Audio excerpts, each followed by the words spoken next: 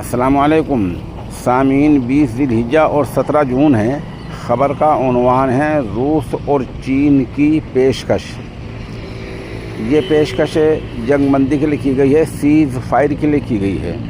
आपको पता ही है पिछले 5 दिन से ईरान और इसराइल में ज़बरदस्त जंग चल रही है, एक दूसरे पर हमला कर रहे हैं। और ये भी पता है आपको कि इस जंग की शुरुआत इसराइल ने की थी।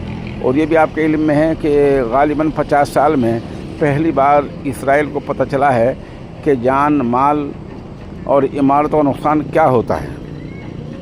इस बीच अगले 48 घंटे बहुत अहम हैं, क्योंकि अमेरिकी सदर ट्रंप G7 की मीटिंग छोड़कर चले आए हैं, वो अमेरिका आ रहे हैं। इधर आज रूस और चीन ने कहा है कि हम सालिसी करने के लिए तैयार हैं और हम इसकी पेशकश करते हैं, अगर बात बनती है तो हम दरमियान में पढ़कर समझौता करा देंगे।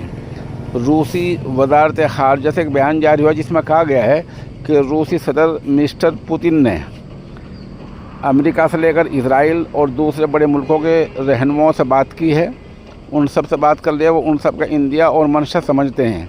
इस तरह चीन की वज़ारत ख़ारजा से बयान जारी हुआ है। बहरहाल अगले 24 घंटे में 48 घंटे में जंग बंदी की बात भी हो सकती है।